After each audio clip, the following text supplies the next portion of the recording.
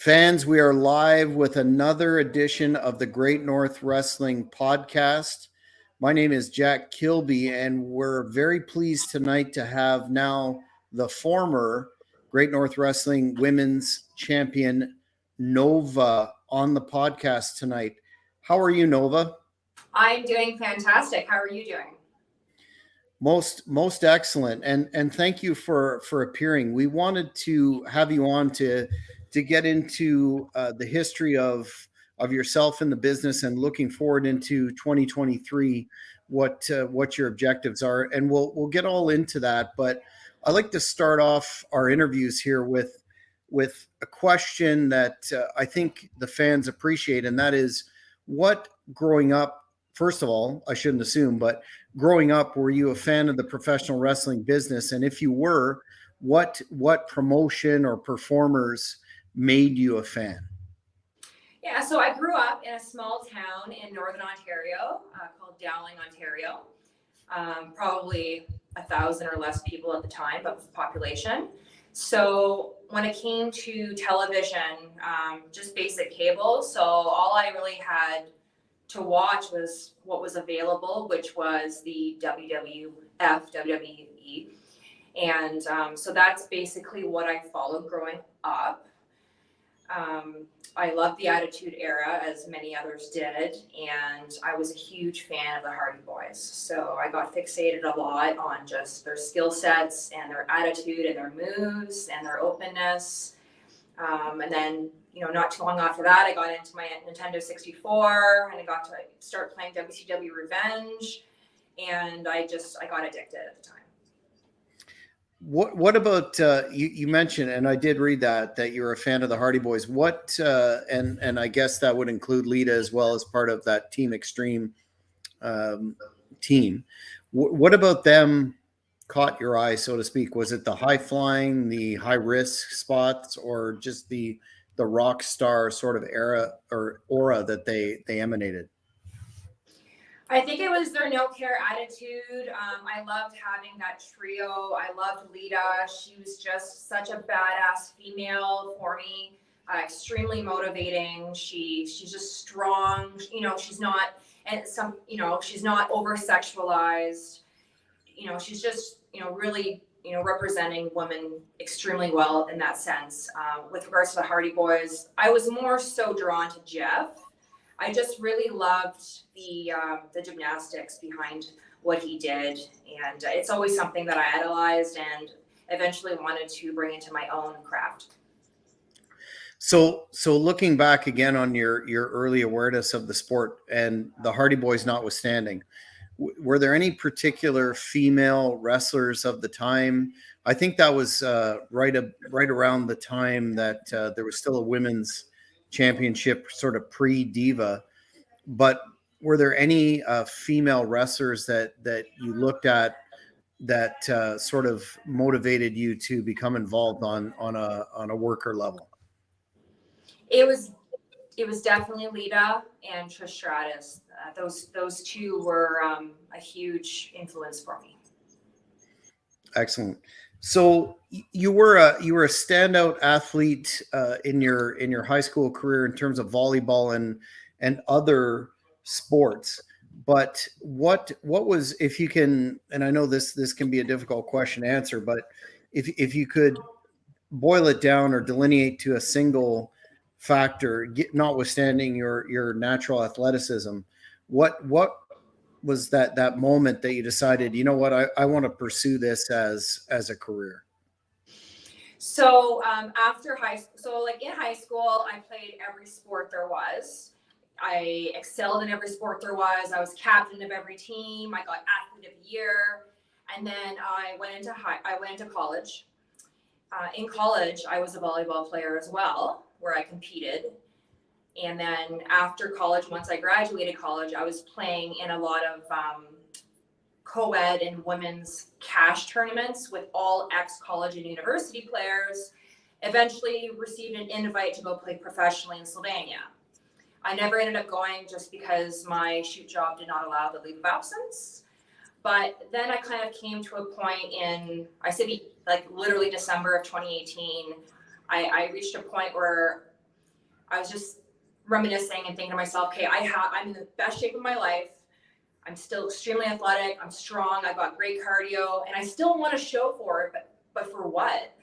And like, literally at that point, WWE Raw just kind of popped on TV, and I never really gave it a second thought up until December of 2018 because I'm in a small town. I have no access to a ring. You know, the closest ring is hours away, but I don't know what happened at that point. But I just had this moment where I'm like, you know what? Fuck it. I'm not getting any younger. You know, tomorrow is never promised. I may never see tomorrow. So why not just give it a shot? So at that time, like literally in my fuck it moment, I started Google searching local wrestling promotions and just a way to get myself into a ring, just to run the ropes and see if I'm even any good at it.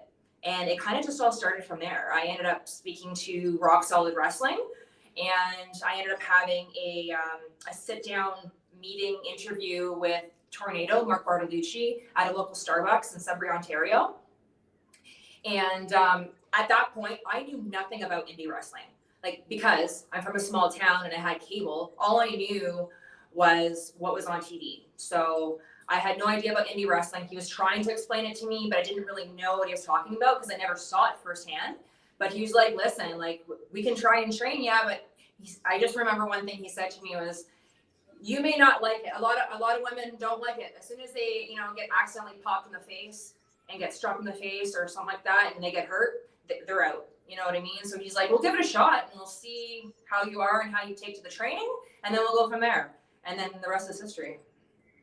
So you mentioned that you trained under Tornado. What, given in addition to describing your training experience and the ups and downs of that, or whatever that entailed in the modern era, given the fact that you're a very well conditioned athlete and accomplished athlete, did it surprise you going into the training how taxing it was? Yes, how I commenced in my wrestling career is actually quite interesting. So because in Sudbury, Ontario, so I lived in Sudbury, Ontario at the time when I kind of started connecting with Tornado. He lived in Sudbury, Ontario, but there was no ring there. There was no training facility there. So how we began training was he started to show me chain wrestling in the basement of his home. So once or twice a week, outside of my shoot job in the evenings, I go to his house, we go into his house, see his family, and then go downstairs and ready for training. And he was teaching me chain wrestling in the basement. We eventually transitioned to, simple suplexes and stuff. He just dragged out a mattress in the living room of his, his basement. And we were doing suplexes, trying, to not hit the television and stuff like that. And yeah, so even just learning chain wrestling, again, not something that I even knew existed because all I saw was what was on cable growing up. So what I was learning was extremely mentally challenging, mentally stimulating, a lot of memory and repetition involved. I had no idea what I was getting into, but I love a challenge and I don't like being comfortable. So I just kept going at it. In terms of, you sort of touched on it earlier in terms of the first time a competitor would experience, say, a potato or a stiff shot or whatnot. What was that like for you when you were able to transition to an actual ring and start bumping? Was that something where you took a second and thought, what am I getting myself into? Yeah, the feeling that your body and your neck gets after training or after a match, it's something I've never really experienced before. You can run a Spartan race, you can work out in the gym and have sore muscles, but in the first year of my pro wrestling career, especially because the level I was training when I went to like Tyson Duke's Wrestling Factory, the level of training we were receiving, like, I wasn't giving my body a break because it was train, match. And I just remember, after a night of training or a night of a match, waking up in the morning every single time and feeling like I was struck by a truck. And that was in the first, year or two of my career. It's just something you'll never be able to experience unless you get into a ring and you actually wrestle. Yeah, 100%. It's one thing to be have great cardio and be a weightlifter or whatever, but yeah, after taking bumps myself, there you just have to experience it.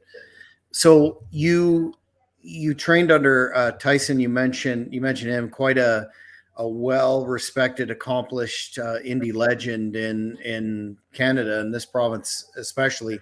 What part of that training augmented what you had already learned? So something did come before that. So once I was done kind of like in Tornado's basement, we needed something more. Tornado did have connections to Crossbody Pro Wrestling Academy, because I believe Tornado was utilizing their ring for all of the Rock Solid Wrestling events. So when I did transition into a ring, it was firstly at Crossbody, just for I think the summer of 2019.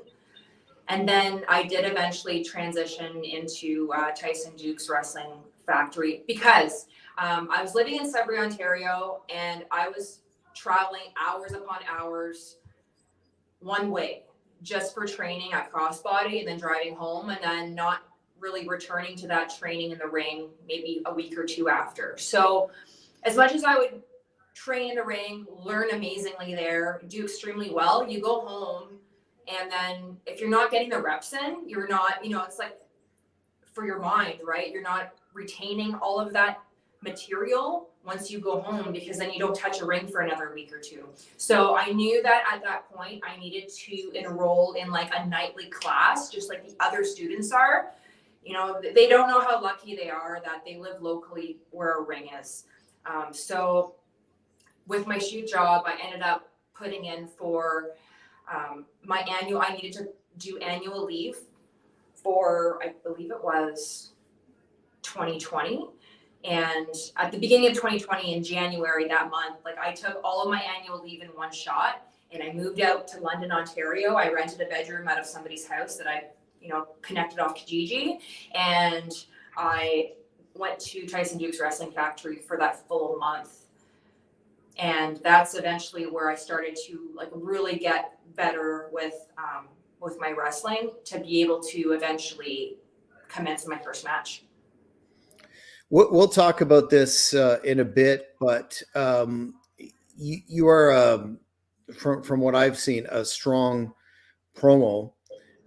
Especially, unfortunately, so few people saw the Great North Wrestling event in Kingston last year, but you were able to cut a number of promos there. Was that something that you really had to work on, or did you find that came, I don't want to say as easily as the physicality, but along those lines, and what help did you have from your trainers in that regard?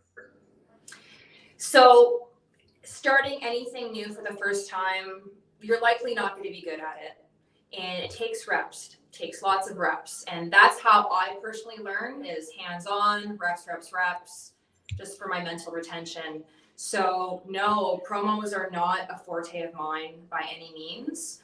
And I'm only getting better at them with practice. So even though maybe, on video it looks like I nailed it, it probably took a crap ton of takes before I was able to actually nail it. So at the beginning of my wrestling career, I'd say like back in 2019, Tyson Dukes did guide me through promos. And, he even gave me shit about like maybe some of the clothing I was wearing, because they would have a logo on it. And he's like, you can't wear Nike during your promo, you know what I mean? So like, it's just the little things that you don't know unless you're told. So I was learning as I go. So my promos it's not my forte. Athletics is my forte. So I find that in the ring comes a lot easier for me than promos, but I'm getting better as I do more. Absolutely. So the name Nova, that jumped out at me when I first heard about you, given the ECW male wrestler, the same name, and I thought it was a really interesting choice. How did you land on that name Nova for your character? In 2019, when I was starting to get my feet wet in indie wrestling, I was actually, for a very short period of time, a manager for Tornado. I was a heel, I was a China-esque look, and my manager name was Andy Stacks, the Atomic Andy Stacks. When it was time to transition into pro wrestling myself after being trained by Tyson Dukes, he did not like that name. We canvassed a ton of names to utilize, and I was kind of rushed to do it just because after my training with him for that 1 month, he wanted to throw me in pro wrestling matches right away.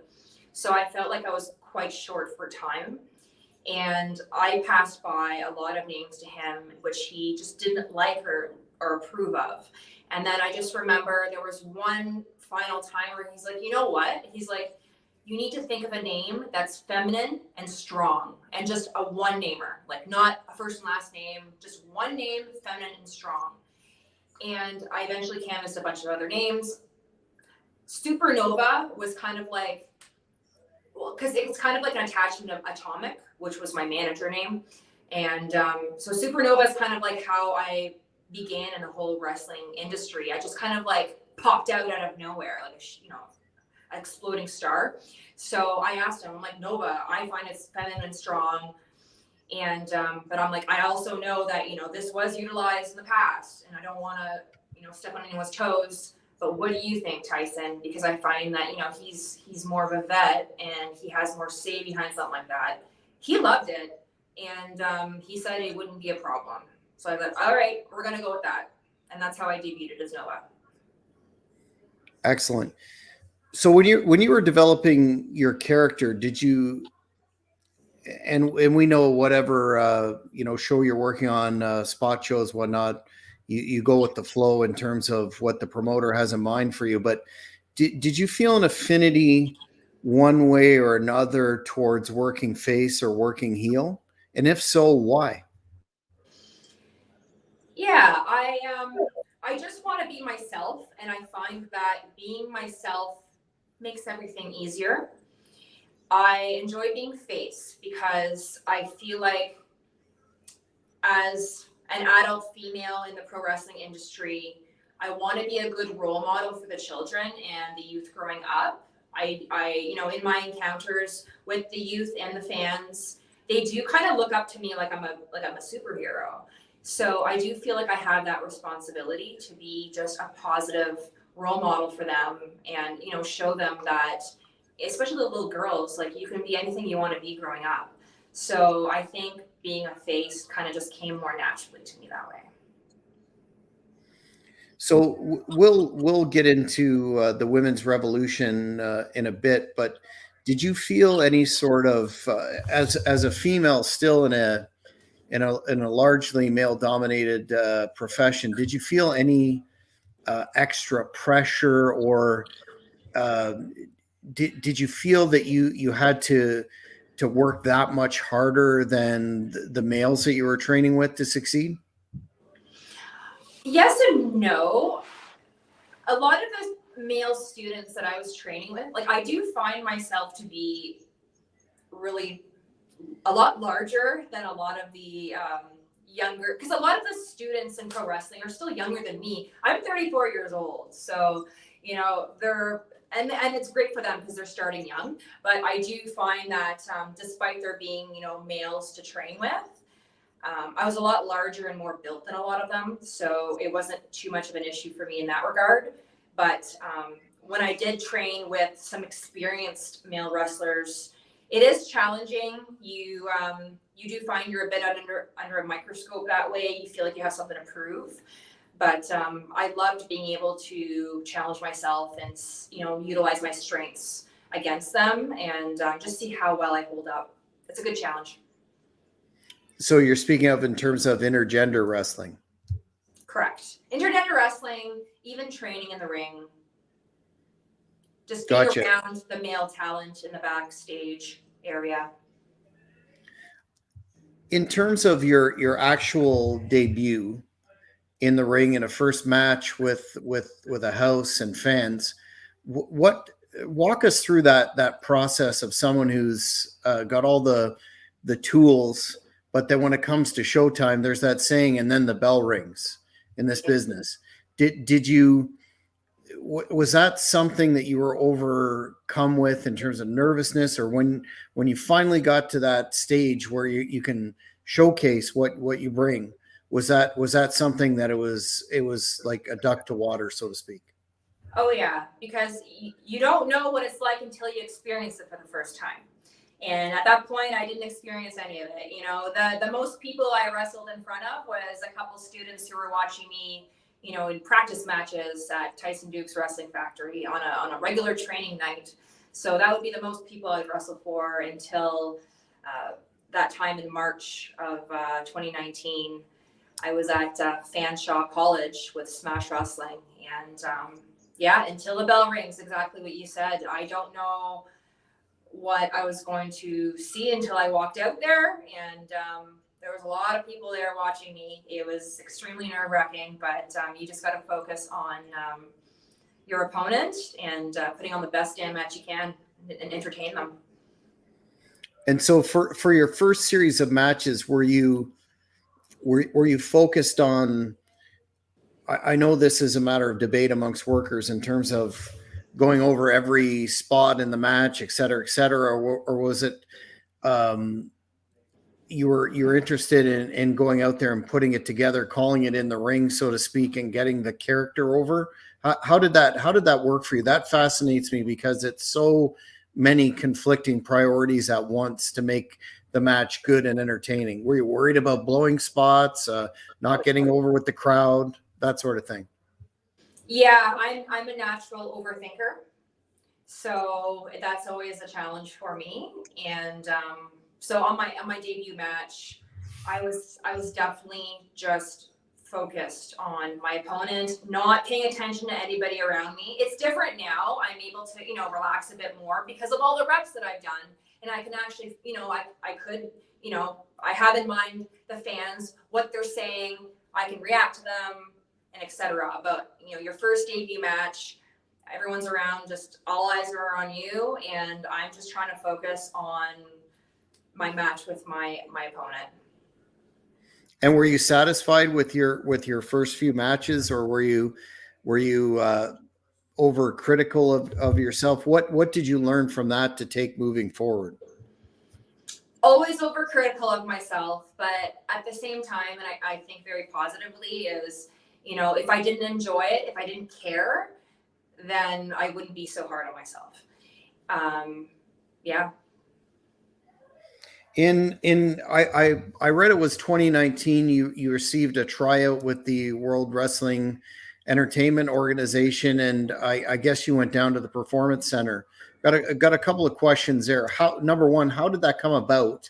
And walk us through what that looks like from the time you show up till the time you leave, because fans hear a lot about the Performance Center, and it seems to be one of the areas of the business that people talk about a lot, but really don't know from the inside. And if you could go into that, fans would love it, I'm sure. Yeah, so a big reason as well why my name is Nova is because of being a supernova, the exploding stars. So after I debuted my first match in March of 2019, 2 weeks later, I was basically flown out to the Performance Center in Orlando, Florida. And that was just by way of, and this is accessible to anybody, going on the website and filling out the form, the application form. So that's what I did. So I got an email, I got the call, they were interested, because I've had, you know, you gotta fill out the form just like everybody else, submit your promo photos, whatever experience you had, which was for me was zero. But yeah, and then I ended up going in, I think it was like early April, mid-April, for the Performance Center. If I had to relate it to something, it was very militant and almost like a boot camp. It was very physically demanding. I just remember packing a lot of food, packing a lot of carbohydrate powders and BCAAs, making sure that I'm well hydrated, because especially being in Northern Ontario, we're not used to having to work out in the heat that's in Orlando, Florida. So just really had to prepare myself that way, make sure that I was fueled properly. And it was from morning till evening, it was just all physical. Was there a guest trainer there who put you through your paces of note, or who was in charge of that aspect of it? And I'll ask another question with respect to promo class, but that at the start, please. The person in charge was William Regal. And I guess the person under him that was so William Regal wasn't there all the time, but he was in charge, and the person under him was Prince Albert. And they had a lot of the NXT talent that were currently signed assist with the tryout.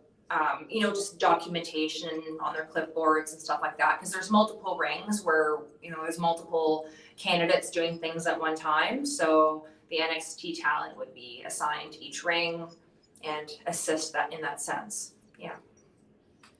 Did you get to participate in the vaunted, almost legendary promo class that Dusty Rhodes started at the time when you were down there? It wasn't a promo class, but we were advised ahead of time that during the tryouts, they're going to want you to do a promo. So it wasn't a class, but we came prepared. So, a week or two before I even knew that I was being flown out, I started preparing my promo and had it ready to go for once I was in Orlando, Florida. So it was just kind of like a one-shot deal type of thing when it was there. So was that a single? Sorry, you lost your mic. I can't hear you.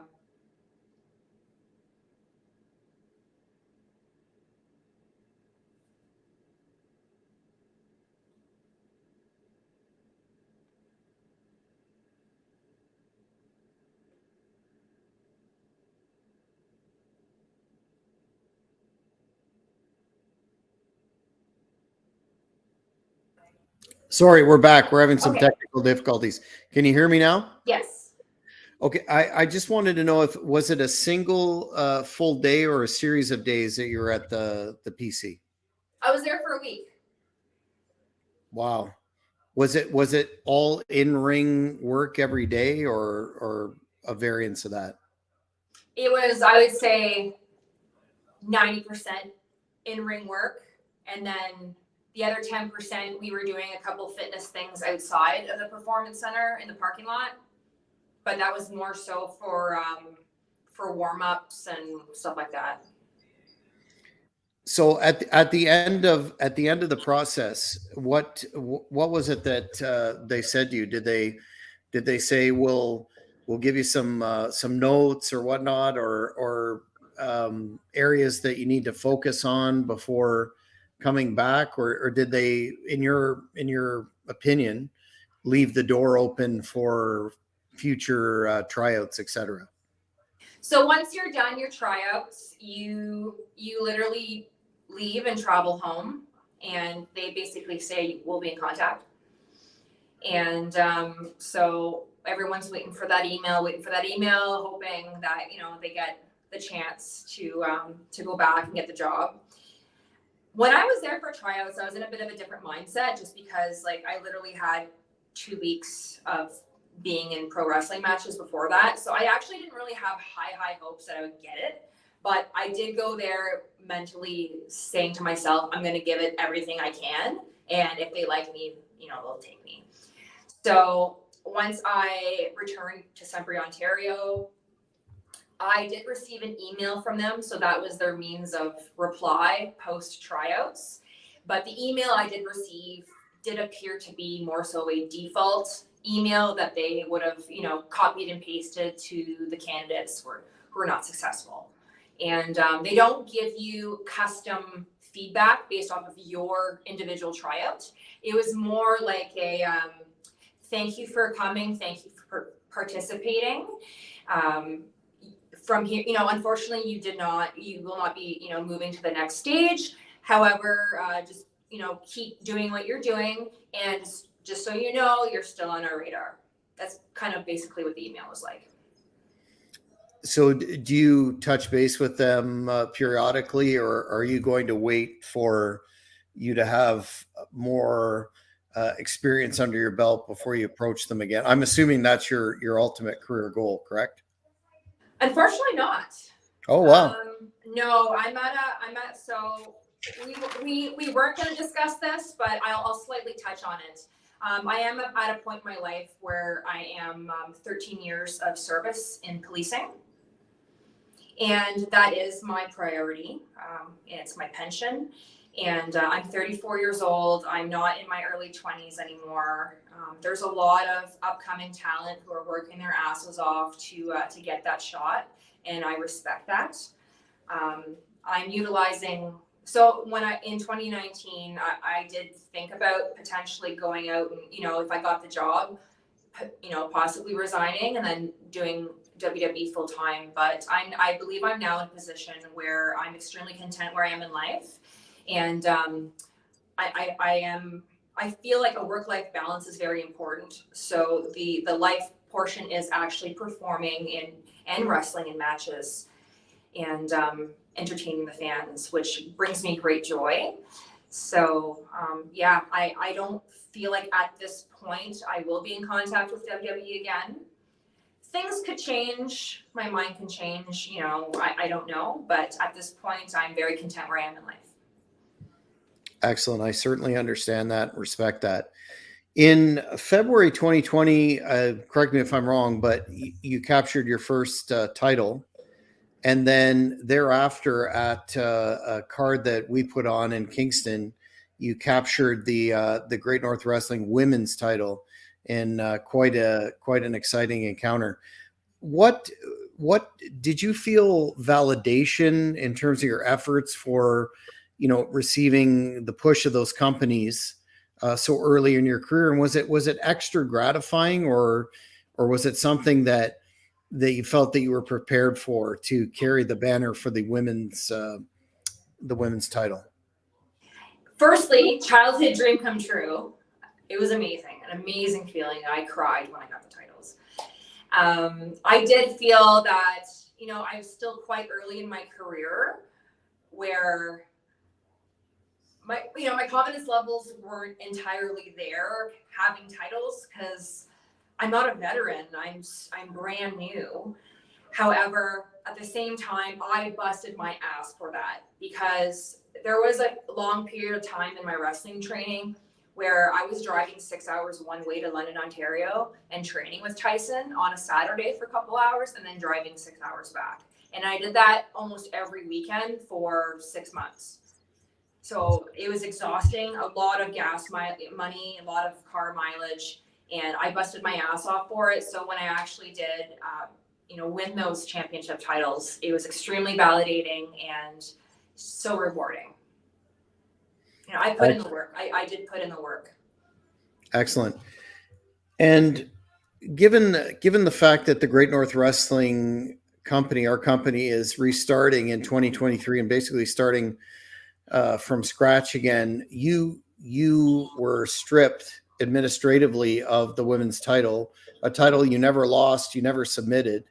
And I don't know if you were able to catch Jessica Black, who appeared a few weeks ago on this program, where she talked about the fact that the card in Kingston where you won the title or defended the title, that should have been her spot. She's a former Great North Wrestling Women's Champion, and she feels that she was probably overlooked in that respect, and is looking forward to facing you in the future. Do you have any comments to that? How can you blame her? I mean, I look at both sides of it, and if I'm sitting in her shoes, I actually totally understand. She's you know, she's a veteran, she's well respected, and she's put in her time. So the fact that she didn't get that shot, I totally get it. And yeah, I totally validate her feelings behind it. but all we, you can't stay sour about it. All you can do is move forward. So let's do this. It's definitely a match that the Great North Wrestling fans are talking about and want to see coming up. And as Hannibal mentioned on this channel yesterday, we're on the precipice of a major announcement for the first Great North Wrestling card of 2023. So fans, stay tuned for that, and we're definitely going to have a barn burner of a match with Nova involved. In terms of the larger so-called women's revolution, evolution, etc., the pay-per-view that occurred, that was, female talent in its entirety, that seemed to be a high point in terms of positioning on the card and moving from something that was, an attraction to, women can be in the main event, can draw, can create buzz. Since that time, some of the commentators in the business have stated, it's really kind of lost some steam, if you will, and there's not a lot of there's not the same buzz that there was, especially about the WWE division, and AEW women's division has its critics, etc. But what are your thoughts on the state of women's wrestling now and moving forward into the future? I find that it's all about visibility. So if it's losing steam, it's because they're not doing it as much anymore, or they're not showing for it as much. So again, it's all about visibility and putting on the matches. So when it comes to on television, I'm still seeing that like women's wrestling is doing amazing. There's so much talent there. Indie wrestling wise, not so good. I think it's the talent pool in Ontario. There's just not a lot of female wrestlers to actually have in a card. But at the same time, an indie show, you're only going to have one women's match. And again, it's because of the lack of numbers that we have in Ontario for female wrestlers. But I think that, we can get more steam if maybe we tried to put on maybe a second women's match in the same show. The men are still outnumbering the women. Absolutely.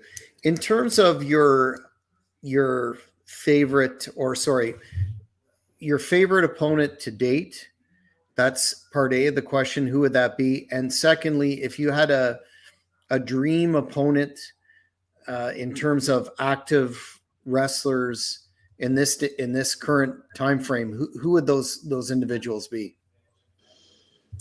So right now, I am loving Britt Baker, and I feel like it's because I can relate myself a little bit to her in a sense where she's a career woman and she's also wrestling. So, she actually is a dentist and she worked her ass off to get that profession. And so I kind of see myself in that same sense and she's still kicking ass in the ring.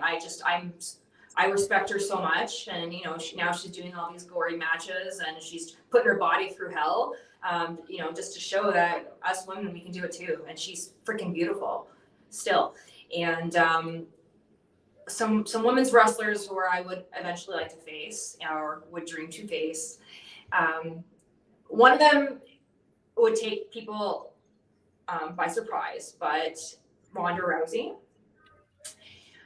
More so because I did watch her upon her commencement in UFC, and I followed her career through that. I idolize her. I find that she's a strong, badass female. And I've always looked up to her. She helps me be more fierce and gain that confidence when it comes to having to be in the ring. So I think it's really cool that she did give wrestling a shot. And then Sonya Deville would be actually pretty cool to face as well. Much like her, we're both part of the LGBT community. So it's amazing to be able to see that she can promo that and still be as successful as she is in the industry. Is it difficult for yourself having an established career that's a priority for you in the criminal justice field, and and managing an independent wrestling career, does that take a lot of doing, and do you get flexibility from your employer to make bookings when they come up? Because I'm assuming some bookings are you get more notice than others, that sort of thing. That's right.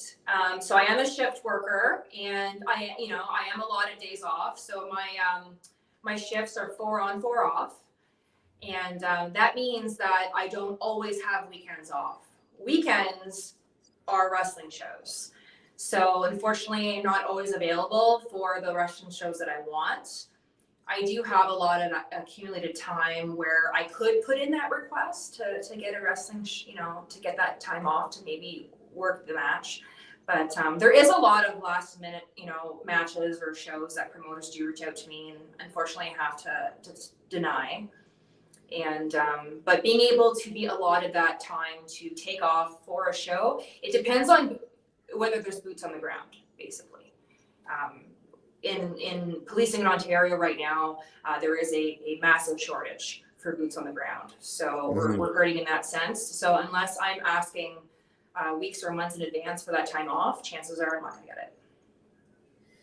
Gotcha. So I guess our last question is, what is next for Nova in terms of the wrestling business? So there is a plan in place for Nova. We have some ideas. I can't spoil it at this time, but I can tell you that Nova will be challenging her character in a different sense, and you'll just have to wait and see. I would say in the next upcoming months, you'll see something new from Nova. That's exciting. Where can the fans find you on social media, and do you have any upcoming appearances that you want to plug? My next upcoming appearance is going to be the surprise. I'll say that it's in December, somewhere in the Toronto area, and it will be announced after the show takes place, and then that's when you'll see an expansion of Nova. In terms of social media, I try and be available on all of it. So I've got Facebook, Twitter, Instagram, LinkedIn, TikTok, although I don't have any TikTok videos available right now. I don't know if I'll get into that, but YouTube. All under your name, Nova. Yes, Nova Wrestler is typically the handle. Excellent. Well, want to thank you very much for taking the time out today to come on the Great North Wrestling Podcast. Do you have any final words for your growing fan base, because you are most definitely blowing up in terms of fan recognition and appreciation? Thank you. I would just say, for all the fans out there and everybody watching, do not let the size of your town dictate the size of your dreams. Truly. That's inspiring stuff. Well, again, Nova, thank you very much for appearing on the Great North Wrestling Podcast. Thank you very much for having me. And next week, fans, we have an appearance by my friend, ECW original, the Kingpin, Angel Medina. So don't miss that. Until then, take care, folks.